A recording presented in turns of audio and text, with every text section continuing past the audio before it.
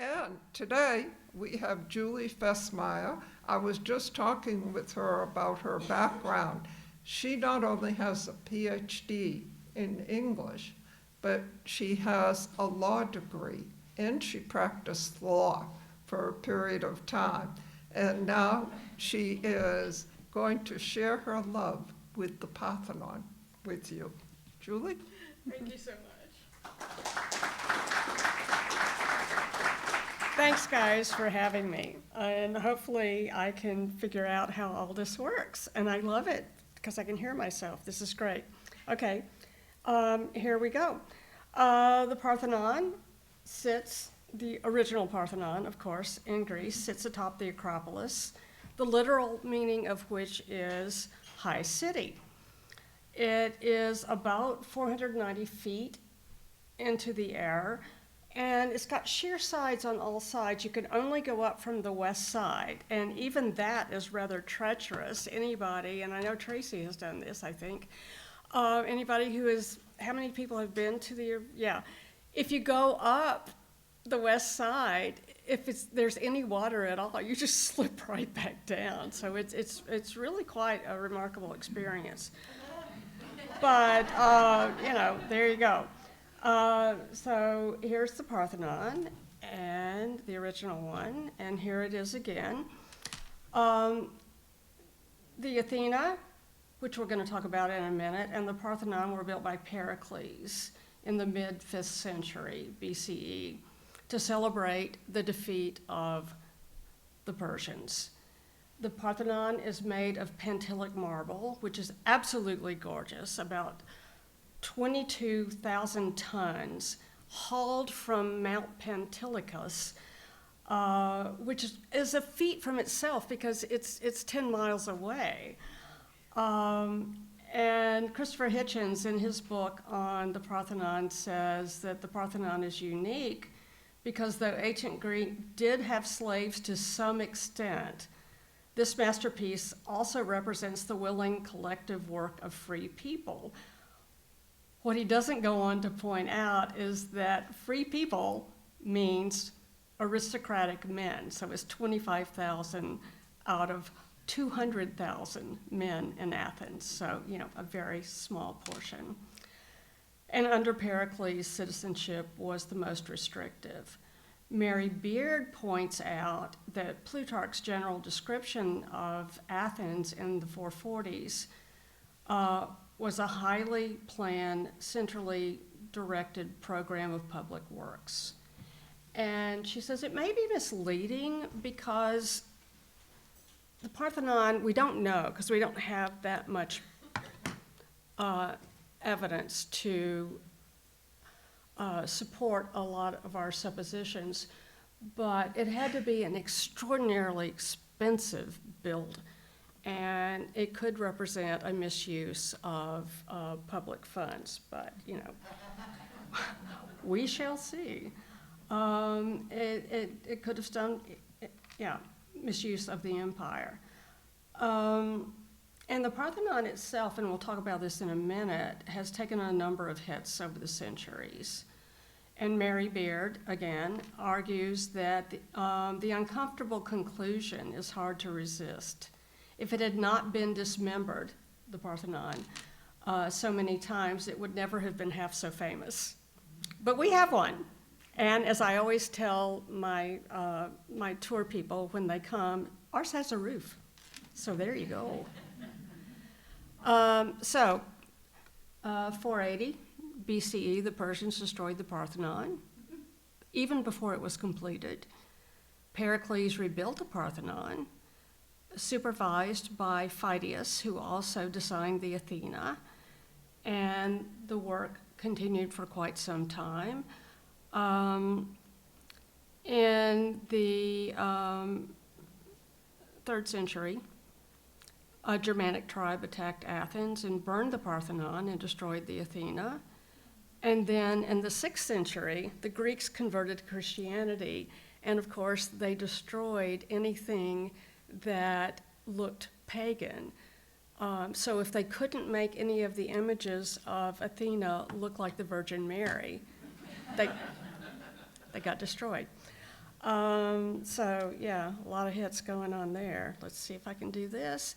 Then in the 15th century, the Ottoman Empire gained control of Greece and converted the Parthenon into a mosque, complete with a minaret on the outside. So you gotta love that. And then my personal favorite is in 1687, Venice attacked Athens.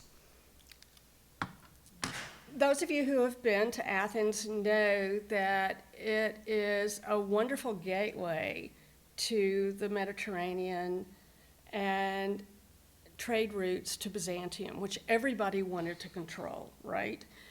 And so Venice decided it needed to take over and attacked Athens, and the Athenians, in a odd choice, decided they would put their arms, store their arms, and about 300 people, women and children, in the Parthenon, thinking that no one would attack the Parthenon.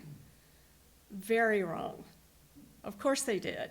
And so Venice lobbed a whole bunch of munitions into the Parthenon, blew it off, blew the roof out, the north side, the south side, and that's when the Parthenon looks like it does now, with no roof and pretty much no north or south sides. Then, again, we've got in the 1800s, Elgin, Lord Elgin, and a number of you obviously know about the Elgin marbles. Lord Elgin decided it would be a really good idea. He was the ambassador to Constantinople, and he was redoing his Scottish estate in a kind of Greek style, and his architect said to him, as long as you're in Constantinople, you should go over and have someone either draw or make plaster casts of the marbles, and I will incorporate them into your estate. And Elgin said, great. So he went over and took the marbles. He did. He just took them and back to Scotland. And then he ended up with all kinds of money issues and talked the British Museum into purchasing the marbles from him for a cost less than it took him to get the marbles back. But they're there now. So any of you who have been to London, you will have gone to the British Museum, presumably, and seen the Elgin marbles, and there they are. And then, and I know a number of the guests who come to the Parthenon, the Nashville Parthenon, have asked various questions about, why did the Greeks let all of this happen? But you need to remember, and you can see this on the last part of the slide, the Greek War for Independence was very late, okay? So 1821 to 1829. So there was no autonomy in Greece. You couldn't, because they were occupied, they couldn't prevent a lot of the stuff being taken away. They just had no control over it.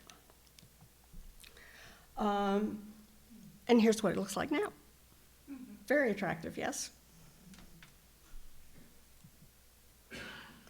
And I want you to see the drums.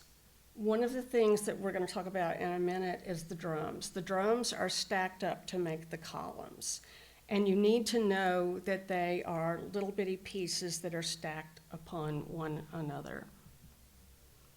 And here we are again. We're putting it back together, slowly but surely, and they're working on it. Part of the problem is you've got too many tourists. Anybody who has been there knows that it's very difficult to even, there was a guy named Rusty, apparently. He had a t-shirt that said Rusty on it, and every picture I took, Rusty was in it. There are thousands of people, at the Parthenon, and it's very, very difficult. And I feel like I got one of the only pictures that didn't have thousands of people running around there. And we have one. There you go, Nashville Parthenon.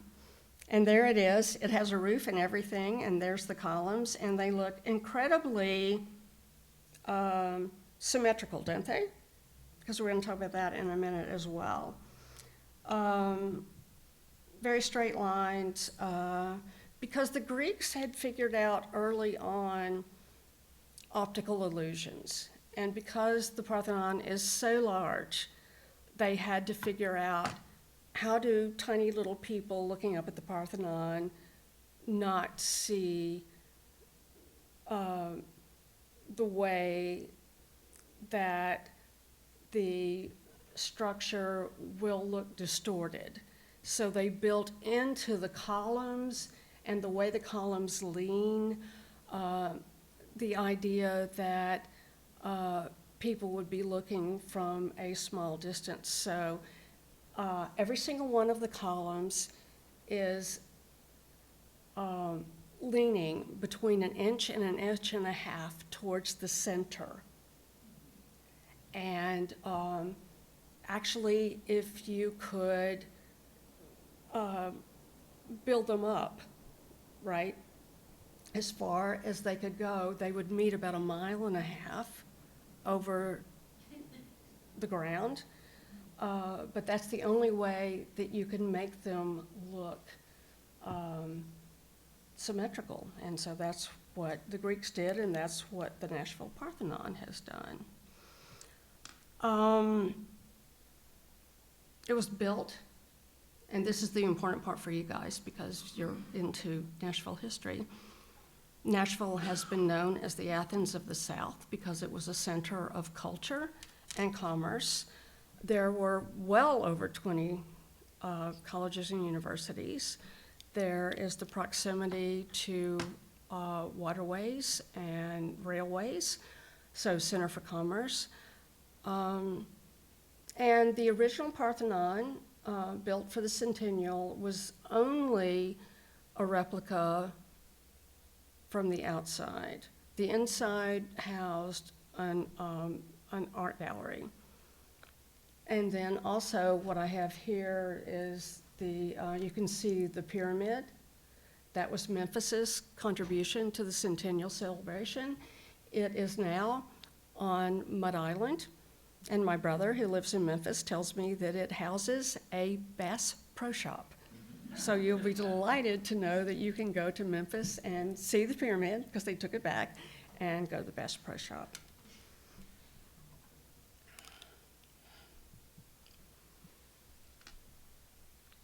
The Parthenon was built poorly. And it had to be rebuilt because it started falling apart. So it was rebuilt with more permanent materials, brick, stone, structurally reinforced concrete, and things like that.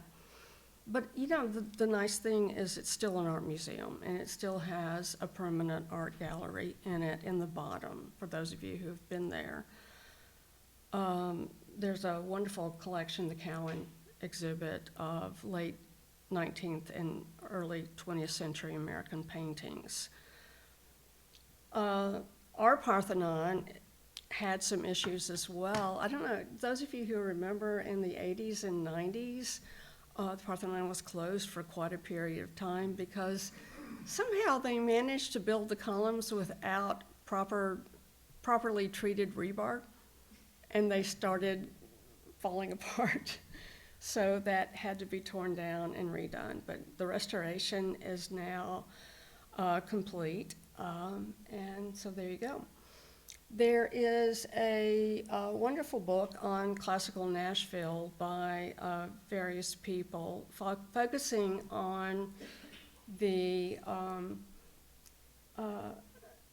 Greek revival style that became incredibly popular when the Parthenon was being built. And examples of that, which you guys already know about, are the Tennessee State Capitol, which I missed that. I'm sorry, I missed that one. The War Memorial Building, St. Mary's Church, McKendree, Methodist Church, Bellmead Plantation. So, and all of the buildings on Peabody's campus I always love it that I taught at a place that didn't have the beautiful buildings, but Peabody right across the street did. All righty, so here is the west pediment. This is what's left of it, and they're trying to put it back together. And here is our version of the west pediment. And what we have is the story of Athena and Poseidon having a contest over who's going to be the patron of Athens, and I think you've already figured out who won. The whole idea was that they give a gift to the Athenians, and whoever gives the best gift wins. So Poseidon stuck his trident into the ground, and up flew a saltwater stream, which sounds not terribly impressive because it's salt water and you can't drink it or water your crops. But the idea was, I'm offering you, control of the waterways, the trade routes to Byzantium and things like that.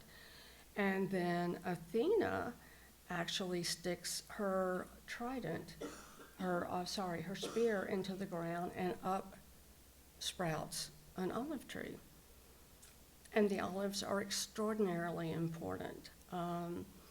You can eat them, you can make olive oil, you can cook with them, they have medicinal purposes, all of these things. And the Athenians obviously chose Athena, so there you go. And that's where that came from. This is a close-up of the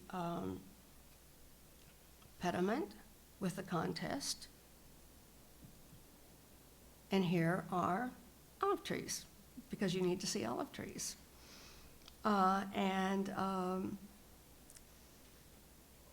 You have to love the fact that there is actually a museum of the olive and Greek olive oil.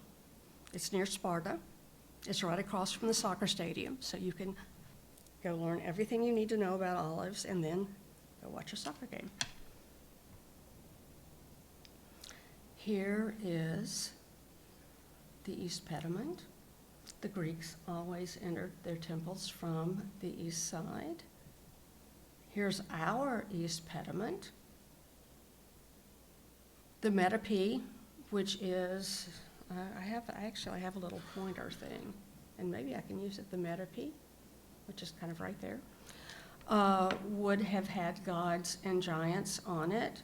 We know this from descriptions. We don't know this specifically what it would have looked like. We just know from what has been written about it.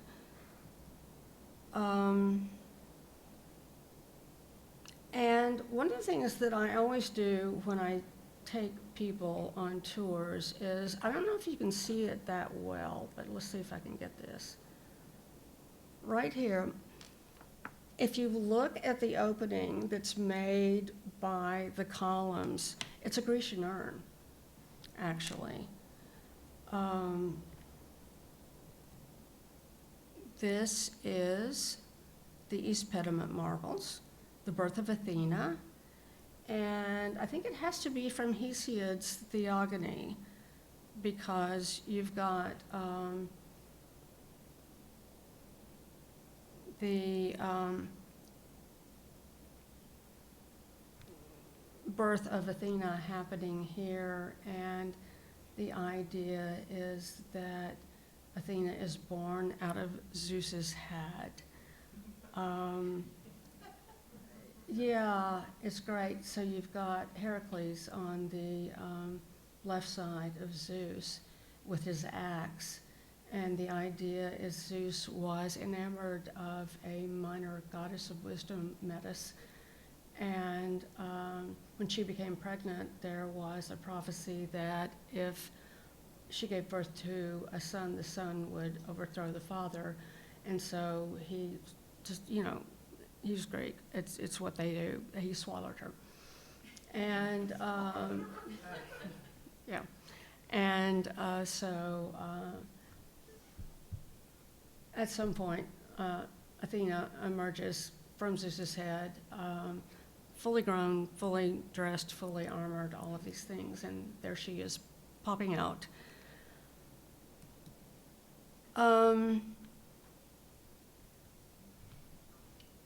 One of the controversies over Elgin, who I talked about earlier, is the fact that the marbles ended up in the British Museum. And there they are, for those of you who have been there. And from time to time, the Greeks, because I told you the War for Independence was late in coming, and when they started asking for their marbles back, which always sounds funny to me, I said, please give us our marbles back. The British Museum responded saying, this is a bad precedent. We shouldn't give this stuff back because we acquired it appropriately, which they probably did. More people can see it in London than in Athens because apparently no one wants to go to Athens. How many people want to go to Athens? Yes, all of us do. And then also, you people don't take care of things, which I think is a really fascinating argument. And you have nowhere to display them. So the Greeks created the new Acropolis Museum. It's right there, it's gorgeous. And it's oriented the exact way as the Parthenon, and if you put them all in there, it will be beautifully displayed. I have a plan, and you guys will help me with this. Yes, why is Pooh Bear on my slideshow? One of the things that happened is that Christopher Robin's toys ended up in New York. They are in the New York Public Library.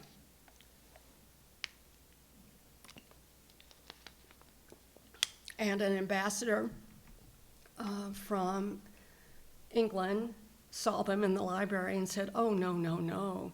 Pooh Bear wants to come home. He's so sad. He needs to be home. And the New York Public Library people said, no, no, no, he's happy. You know, thousands of people see him every year. We take care of him. And this is my favorite part. He is in a glass enclosed case, bulletproof, like somebody is going to assassinate Pooh Bear. I don't think so. That's not going to happen.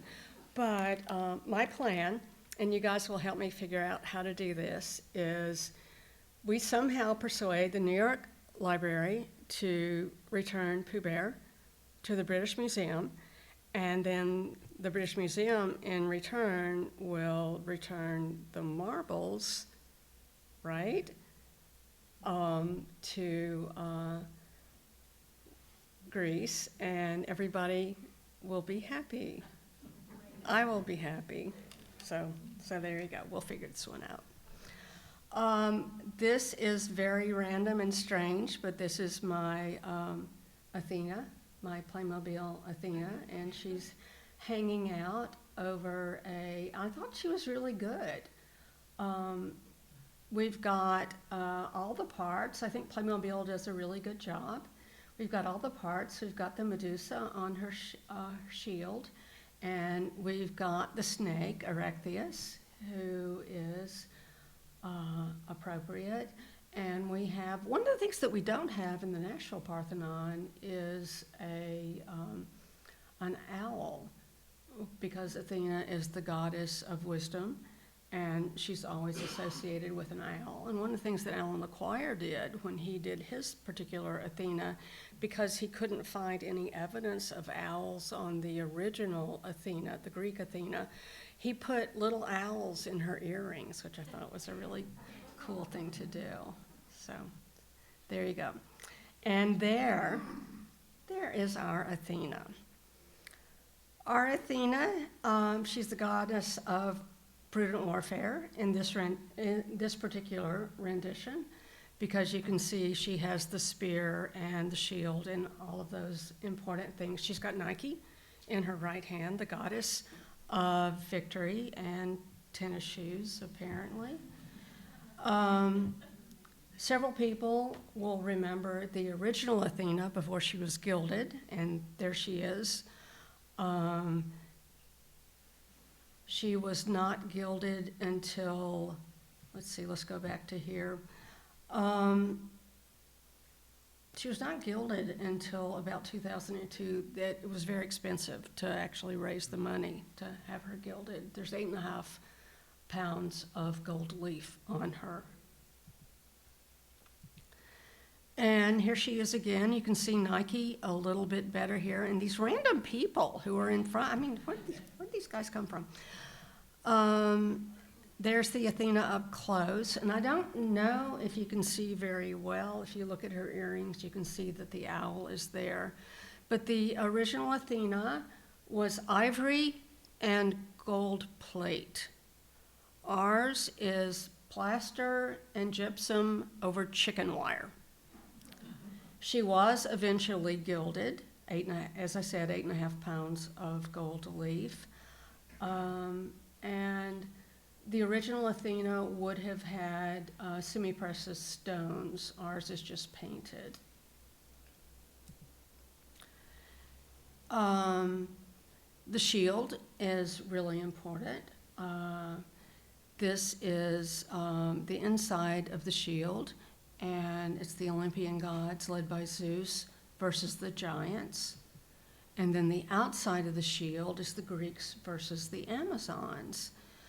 One of the really interesting things that Alan LeQuire focused on when he did his research for doing the Athena is that Phidias, the original sculptor, apparently got himself into all kinds of trouble because he put an image of himself on the outside of the shield.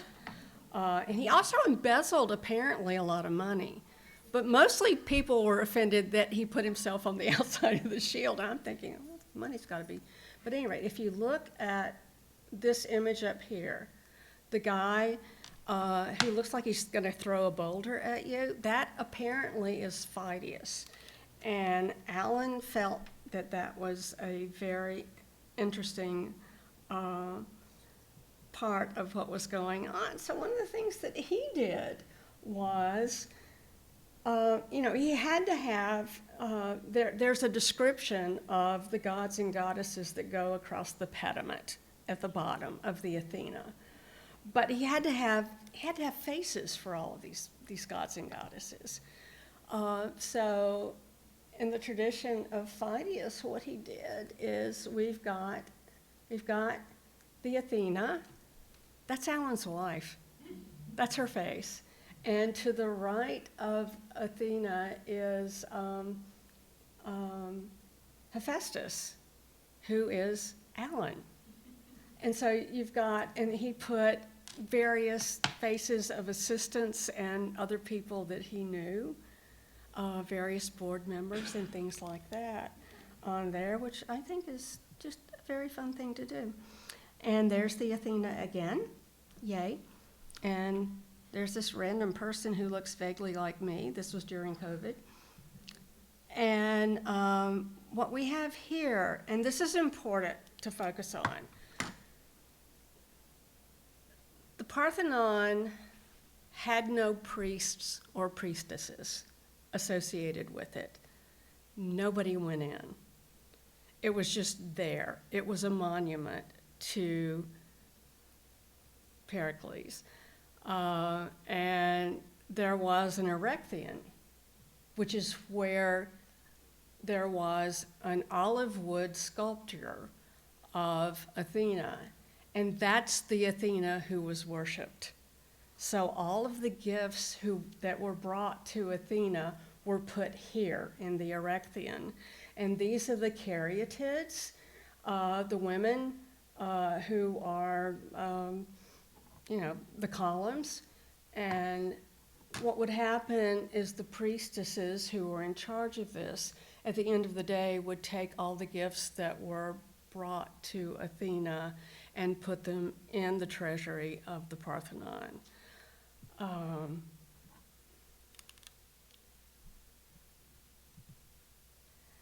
And then I also wanted to finally show you where everything is. Okay, those of you who have been there know that you would come up this west side, right? And then you would go over here, and you would be, here's where the Erechtheion is, the one where everybody actually worshiped Athena. Here is the east side of the Parthenon, which is what you would enter if you were allowed to enter it, which very seldom happened. And it's really kind of a lovely image, isn't it? I wish I had taken that picture. I didn't, but there you go. And now I'm giving you homework. So there, you know, I can't help it. So we've got Mary Beard, who knows everything about the Parthenon. She's really quite wonderful and crazy. And you can see several YouTube videos of her talking about the Parthenon if you call her up. Christine Trailing, who is wonderful on architecture, has, I think you guys would actually specifically love this, the book on classical Nashville, because it's not just the Parthenon, it's all kinds of other classical buildings, and why Nashville has so much Greek architecture in it. Mark Mazauer, book on the Greek Revolution is really, really important, I think, to focus on how Greece was focusing on how to take care of the Parthenon and all of that. And then William St. Clair's book on Lord Elgin and the marbles is really interesting as well. And of course, there's always, you know, the Parthenon website, which is great. I think there's something else here. There is. I actually did take that picture. I'm very proud of that one. It's lovely at night, isn't it? Yes. Yay. And I think that's everything. So yeah, thank you guys. Could you Yay. say a few words about the Agra? Pardon me? Could you say a few words about the Agra?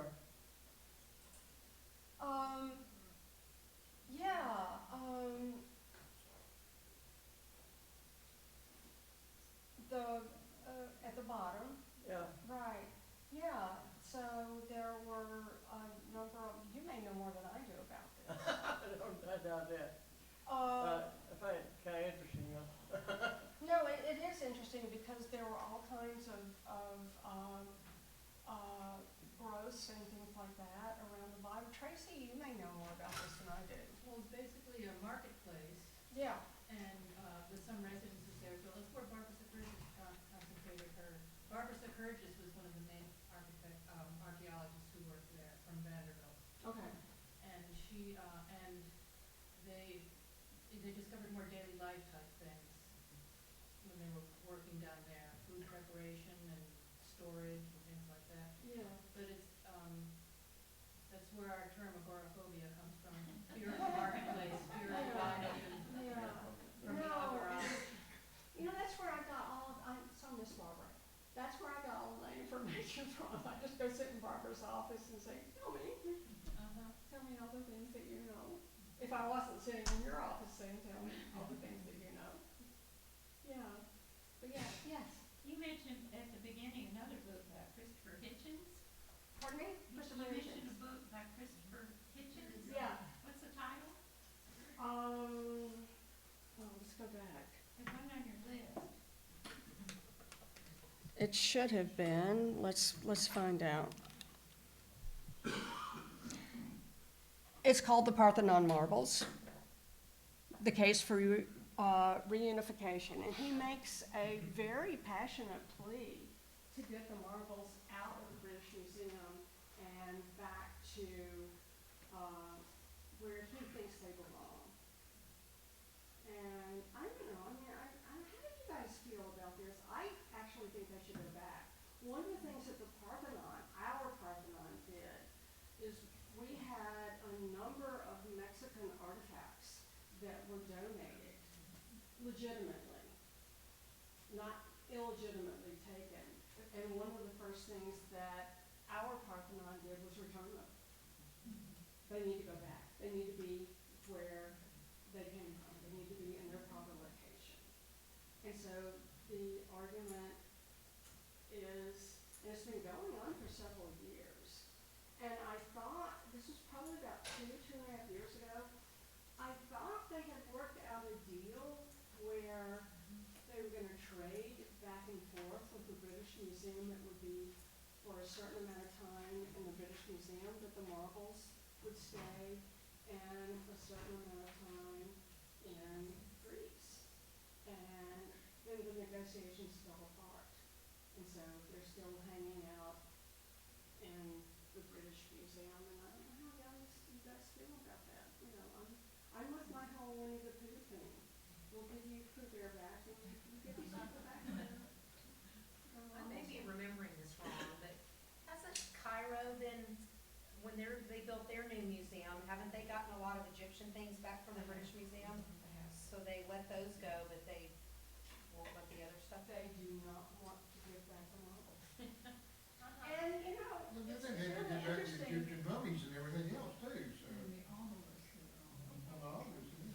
Well, I mean, the funny thing is, if you think about it, if they start giving everything back that they have taken, there's gonna be nothing left in the British Museum. Because they've taken so much. There are so many cultures, and so it'd be kind of a rather empty museum. Unless we give them back Pooh Bear, and then it's I also mentioned that it was my privilege when I was an art history student at Vanderbilt to have a special visit at Parthenon and a couple of days of lectures from Neil Bass, who was a local architect. yes. And that's when I learned about the perspective and all of that, so that was wonderful. Yeah. Yay, good for you. Yes.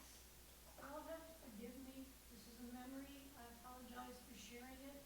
When I was a child, reckless and crazy, I was in Greece, very broke, and we arranged with a hotel gentleman to stay in his roof for 50 cents a night. Oh my gosh. There was no roof, there was just that's what you do there, or running water, necessary, and we were supposed to translate for the tourists, 50 cents a night. But the most magnificent thing is that at night the Parthenon was right there over the hotel, and they did a light show on it every night. Oh. They would do all these incredible, just sit back and, sorry, I hope I didn't bore you folks. Yeah, oh, and my little image went away. I wonder if I did something, because that's where I got this from, was from the hotel. Will this work again, do you think? Yeah, that one. Except I don't know how to make it, bigger again, but yeah, they light it up beautifully in the evenings, and that is from my hotel balcony. This is not just me being a great photographer, because I'm not. It just is, yeah. What is that going on the right? That's that, oh, this one. Yes. Yeah, that's the Erectian. That is the place where the olive wood Athena was, and the one that was actually worshipped. And this other place was not something that people went into on any kind of regular basis. No priests, no priestesses, nothing like that. It just was kind of hanging out there. But yeah, so that's the Erectian and some other things. Yeah. And is that grave at Mount Olivet, the Furman grave, a copy of the Erectian? Anybody know about that big monument out at Mount Olivet Cemetery with all the women holding up? The Carroll is.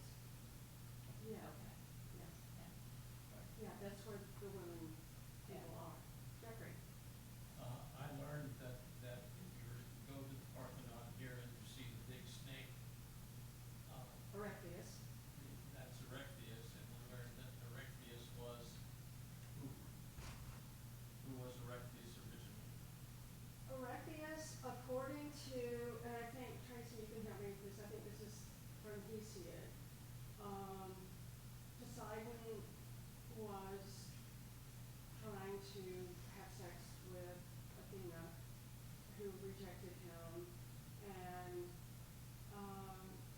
he ejected some sperm on her, which went down her leg, and it, I guess because what, Tracy, because it was God's sperm or something like that, and then Erechtheus came out of that. He's considered like the ancestral, well, the original deity of Athens. Before they needed someone before Athena decided to have a contest, Right. and he's sort of like the father figure. He's the came out of the earth, the original Athenian. And one of the things that I have read is that the Athenians felt that they were born of the soil, and they saw And that's how snakes that coming out. The snakes. And They thought the snakes just generated out of soil. exactly. Yeah. And so they felt that Erechtheus, and so that's why the snake, there's the huge snake that's next to the Athena that Alan McGuire put in the Parthenon, focusing on that, the original king. And I think there were two Erechtheuses, depending on which source you read, right? And so, yeah, original king of Athens. So, yeah. Yes. The original Parthenon, is that, since up on a high spot, was that a natural raised area there in Athens? That was, and then. Nobody built it, it just was Right, they there. didn't excavate it No. around it, okay. No. And then Athena's that tall, like the one in our Parthenon? I mean, that's so tall. The statue. I'm sorry? Is Athena as tall, the original was tall as the one in ours? The idea, the descriptions, and she was destroyed very early on, but from the descriptions, she was, our Athena is 41 feet 10 inches tall. And from Alan's research, he thinks that that is accurate according to all the stuff that he found about the original Athena. She was close to 42 feet tall. So, yeah, she was really, really huge. And, the whole idea of the Parthenon, those of you who have gone there, it seems to be a very small building with this ginormous statue in it, but it's supposed to replicate the notion of household gods, right? The only reason for a container is to contain the god.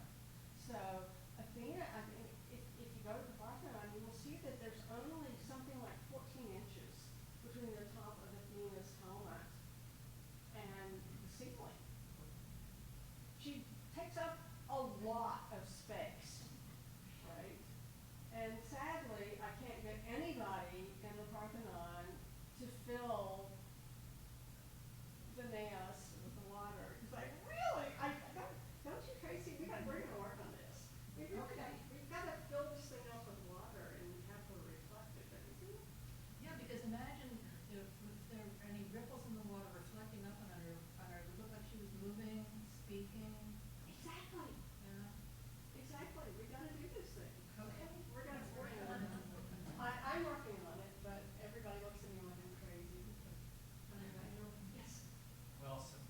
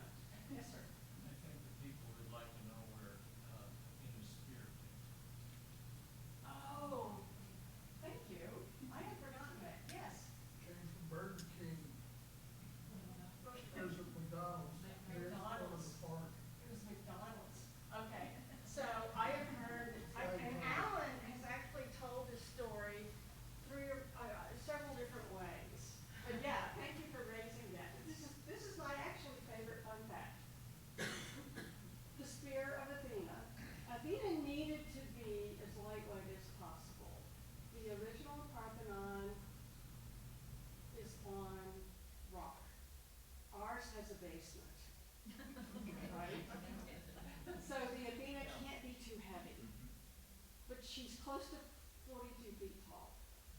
So she's extraordinarily heavy. She's 12 tons. And so one of the things that Alan, she's gypsum and fiberglass over chicken wire, but she still weighs 12 tons. I mean, she's huge. And so Alan would, and she's got posts that come up from the bedrock embedded in her shoulders to keep her from falling through on the floor. So one of the things that Alan was trying to do was come up with the most lightweight spear possible. So her spear could have been incredibly heavy because the material it had available to him was metal. It would be very, you know. So yeah, the spear is a McDonald's flagpole because he was driving past the McDonald's. Is the story that I've heard the most, and he tells it a couple different ways, and they're always entertaining. But he was driving past the McDonald's and saw they were redoing, as McDonald's always does. We got to revamp because why would we not? And so the spear was on the ground, and he said, "What are you doing with this?" And he said, the guy said, "Oh, it's a souvenir lane." He said, No, I just want to know what you're doing with it." And the guy said, "Well, we'll move it off the park if it's in your way." He said, "I want it." And the guy said, "Great, fine. Where do you want us to, we're just going to throw it away." So it is a fiberglass flagpole. So it's very lightweight. So yeah, so Venus spear is a McDonald's flagpole. I also mentioned that your exhibit downstairs of the making of Athena Yes. is fabulous. Isn't it? Yes. They did a wonderful job. Yeah. And I think it's gone now. I think it ended on the 21st. Oh. I know. He was working on that over the hill here at the old Block Brothers walnut crushing factory that was owned by Kirby Green, and it burned, and he was able to rescue his stuff from there, but now that's gonna be part of Fort Nagley. Huh. Good to know. Yeah. Yay. Yay. Who else has fun facts? Well, I also want to know, a bit on the downer side, I've gathered that I guess in Europe, in the Mediterranean, Greece, Italy, that because, especially since the pandemic, when as hordes of folks have started traveling, that there's been considerable over-tourism and over-visitation. And I was wondering if Greek and Athens have suffered the damage. I've read the different stories of just both with the numbers of tourists coming through and also poor behavior. I did not know if hopefully the Parthenon and the Acropolis has escaped a lot of that, or it's had its poor effects too from that. That's a really wonderful observation and question. Even before all the craziness happened, I will tell you there are no people more protective of their museums and their art than the Greeks. They will stop bad behavior immediately. They will not let people do inappropriate things. They will not let you pose next to a statue, being like the statue. I have watched people be stopped. And it's really, it's quite fascinating. But yeah, they are quite protective of, you will respect our spaces. I think that was your question. But essentially, yeah, because when you were talking about before, and making a good point that it wasn't until the 1820s that Mm-hmm. Greeks began, I guess, to establish their own independence and sort of nationality, and having my grandparents were ancient history teachers, and so it was interesting to realize that for many, many years, the whole city-state idea between Athens and Sparta, and realize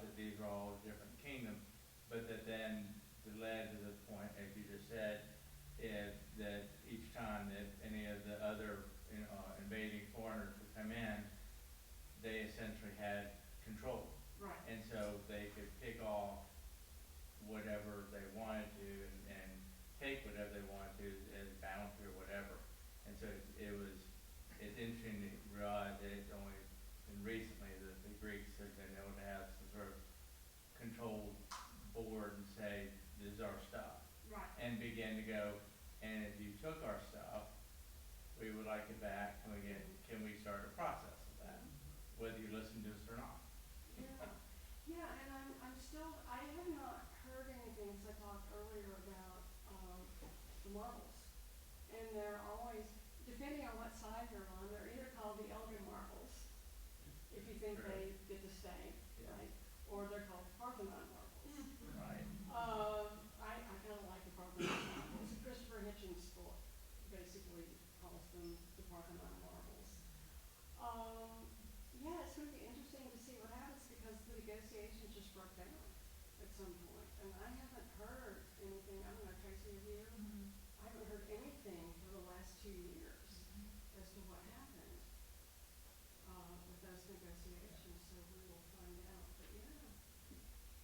Yeah, I mean, yeah, we finally have independence, and we're trying to take care of our stuff, and we're trying to preserve it, and we built this wonderful, new Acropolis Museum, and give us our stuff back, please.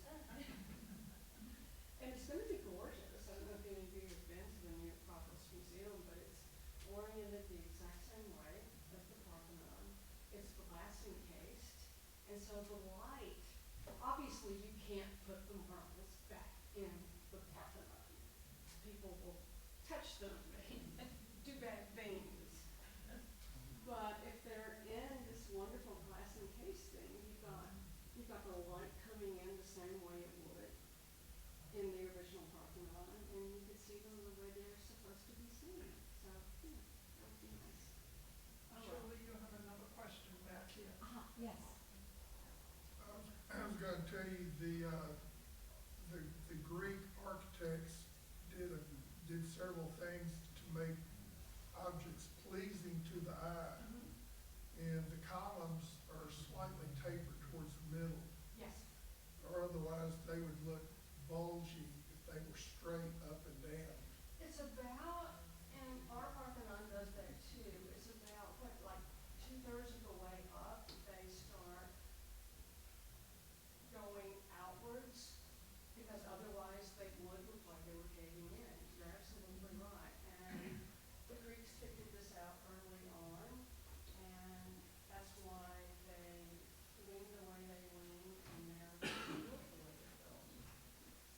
So yeah. The other thing that's really cool that our Parthenon has done is they've scored. I showed you guys in an earlier slide the way the columns are actually built. They're stacked on top of one another. And one of the things that has taken, one of the reasons that it's taken so long to build the original Parthenon back, and they're not there yet, there's money issues and all kinds of other things, is because the first architects who were trying to put it all back together thought that all the columns were the same. Okay, so the first one, the second one, the third one, every column was basically the same. It's not. Every single column is different. So it took them, they started building it back, and they realized it was leaning the wrong way, right? And so they had to take them all back and then figure out what the markings meant on the tops and the bottoms of each of the little pieces. And now they can figure out how to build them back. So it's taking us long to do that. But yeah, putting the columns back together is fascinating. But yeah, they lean and in, and the optical illusions have to be managed. So yeah. Yes. How long did it take to build the original Centennial buildings out there? Oh, it took about 9 years. How long? About 9 years to build it. The original one was built very quickly and very badly, and it fell apart. It was never meant to last. And so then they rebuilt it, and that took about 9 years. No, I meant the original buildings when they. The original one, they just threw it together. Months or what? Yeah, several months, 6 months, I think. Yeah, because they didn't mean for it to last. It was supposed to last for the 6 months of the Centennial Exposition. And I think everybody loved the Parthenon, so they wanted to keep it. and Memphis wanted its pyramid back. And they got it. And as I told you guys, there's a Bass Pro Shop down there and a couple of other places to eat and just all kinds of fun stuff happening on Mud Island. So their pyramid was built well enough to last. Theirs was built very well, but I mean, it was just a pyramid. It's not the same pyramid that houses the Bass Pro Shop. It was built in 1990 as a basketball arena and concert venue. And They rebuilt it then? no, Yeah, it was a brand new building. It was built from brick. It's steel and glass. Right. Yeah, cause in the afternoon sun, it's horrible to drive in traffic around Memphis. The glare is incredible. I mean, it's a huge So- building. It They- seats they- 20,000. Yes, originally the pro basketball team played in there. Oh, so they took their pyramid back, but then what's there now is not the original pyramid. Okay, that's good to know, Yeah. thank you. Thanks, guys. Basketball, here's the sports arena. Yes. But yeah, no, Bill did not tell me that, I need to. Well, we're Greek, they're Egyptian. Pardon? We're Greek, Athens, they're Memphis, took this name because I think they wanted to compete against Cairo up the river. So they named themselves Memphis and the Egyptians